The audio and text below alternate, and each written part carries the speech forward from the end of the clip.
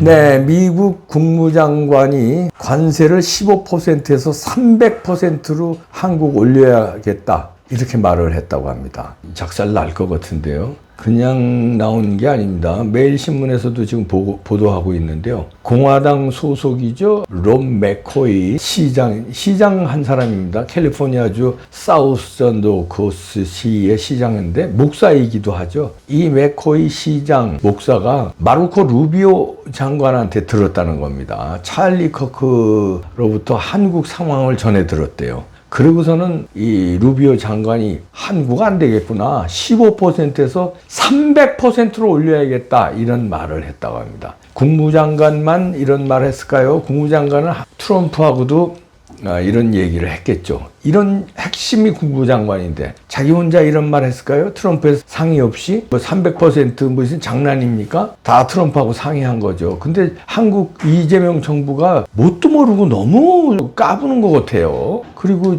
자꾸 이렇게 거짓말을 하고 이러니까 300% 맞을 수도 있겠구나. 아니면 300% 아니면 100% 맞으면 끝나는 거예요. 근데 이 간단한 문제가 아닌데요. 맥코이가 매일신문 유튜브에 출연해서 말했네요. 그 소년보 세계로교회 목사 대신해서 일요일 날 설교를 했대요. 이건 뭐 약속을 한 거래요. 만약에 소년보 목사가 탄압을 받으면 내가 대신 설교하겠다 하는 약속을 지켰다고 합니다. 그러면서 지금의 한국의 종교 탄압, 이 표현의 자유 억압하는 걸 보면서 75년 전에 미국이 왜 한국을 도왔나 의아하다 이런 표현을 썼습니다. 75년 전에 피 흘리면서 미국과 서방 국가가 한국을 살렸는데 지금 한국이 하는 걸 보면은 우리가 왜 피 흘리면서 여기를 살려줬나 이런 얘기입니다. 1950년에 미국은 도대체 왜 한국을 위해서 싸웠나? 나 같은 목사든 당신 같은 언론인이든 발언에 영향력이 있는 사람이라면 진실을 싫어하는 사회 속에선 진실을 수호해야 할 책임이 있다. 진실을 수호하다 핍박을 받는다면 그건 영광으로 생각해야 한다. 지금의 한국 현실을 얘기하는 겁니다.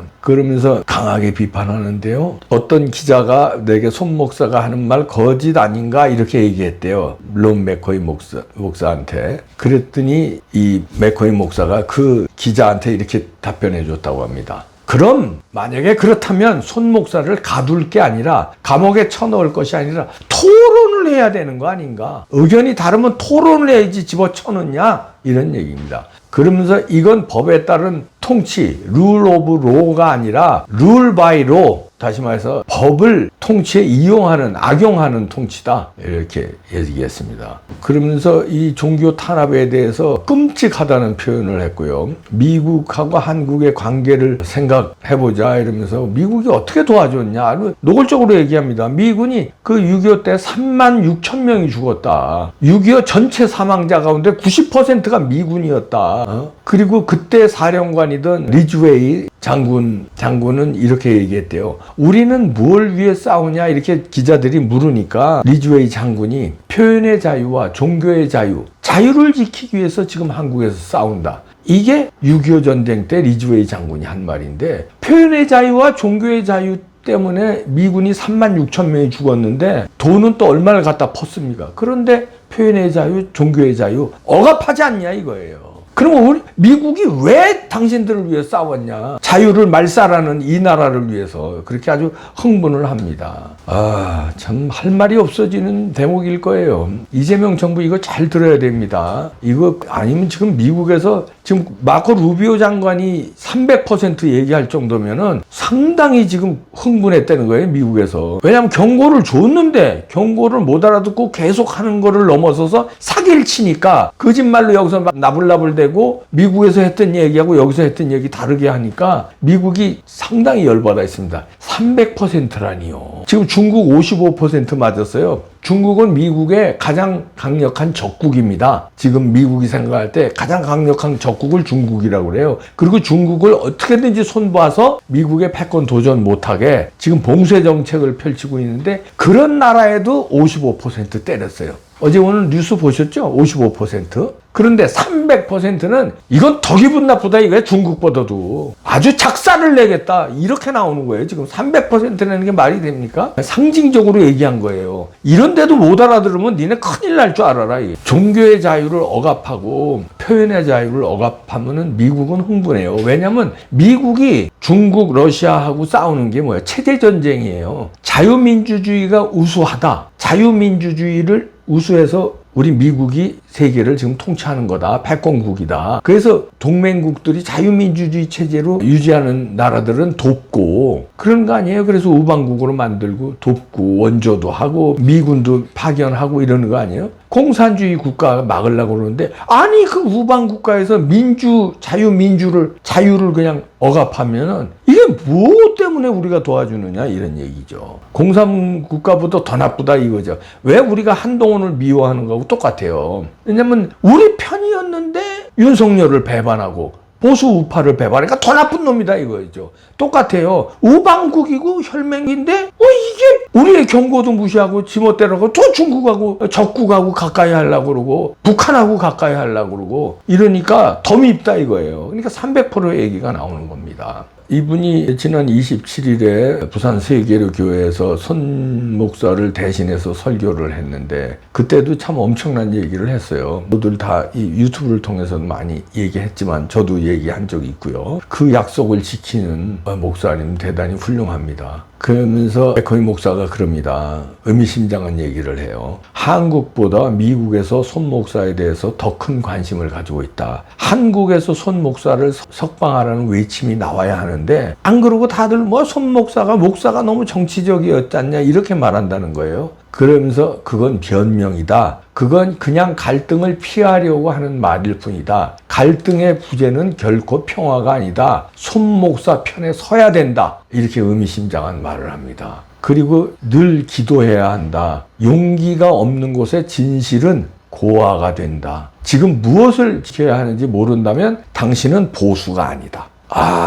참 명문장이다. 대단하시네요. 지금 이 자유가 억압당하고 있는 걸 침묵하면 당신은 고아고 당신은 보수가 아니다. 그러면은 이거를 정치인들과 언론인들한테 들려주는 거예요. 국힘당 의원들은 요즘 조금 나아졌습니다. 싸우고 있는데 그래도 부정선거 얘기 안 하잖아요. 그러면 당신은 진실 앞에 서 있는 진실이 없는 곳에 서 있는 고아다. 그리고 당신은 보수라고 그러지 말아라. 이런 얘기예요. 그리고 조중동 부정선거에 대해서 취재 안 하잖아요. 쳐닫고 계시잖아요. 보수신문이라고 그러지 말아라. 이런 얘기입니다. 찰리 커크하고 맥코이 목사하고는 상당한 그 영혼의 동반자인데요.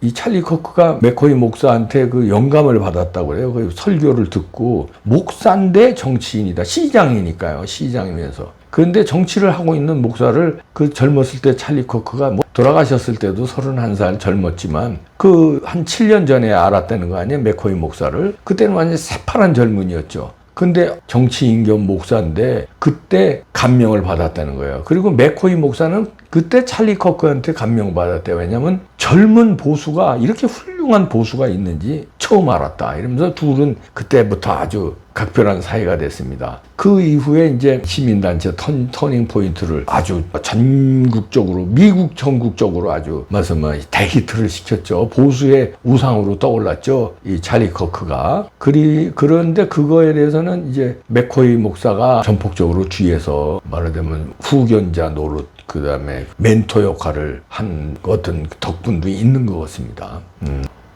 이렇게 얘기합니다. 한국 상황을 논리와 이성으로 싸울 수 없으니 악마가 하는 짓을 벌이는 것이다. 악마라는 표현을 합니다. 악마가 하는 짓을 벌이고 있는 거다. 그리고 진실과 싸울 수 없기 때문에 진실을 감추고 잠재우고 선전선동이나 하는 게 당신들이다. 그들이 하는 짓이다. 맥코이 목사님 훌륭하시네요.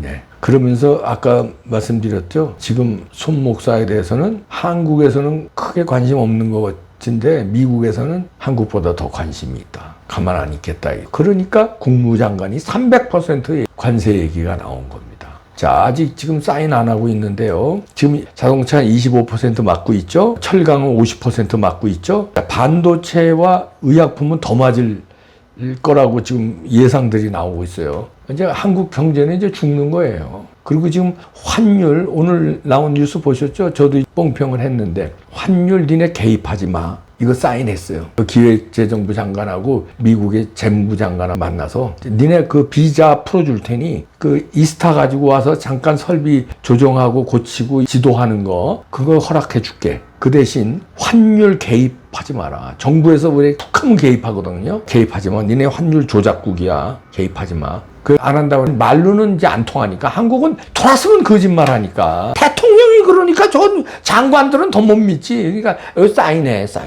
그대로. 이거 사인했는데 이거 조금이라도 잘못하면요 그냥 끝나는 줄 아세요. 그거 미국은 그렇게 한다니까. 1985년에 일본을 그렇게 했어요. 경고를 했어. 그때 당시에 미국의 상징적인 건물들 막 사고 그러는데 그러지 마라 경고했는데 일본이 못 알아듣고 계속 그때 돈이 엄청 많았거든요. 상징적인 거 땅 사고 건물 사고 회사 사고 그러니까 작살냈어요. 그때부터 플라자 회의에서 85년 그때부터 일본이 25년 간 거예요. 그리고 요즘에 다시 일본을 살려줍니다. 그 대신 이제 한국을 죽이려고 그래. 이재명 정부 때문에.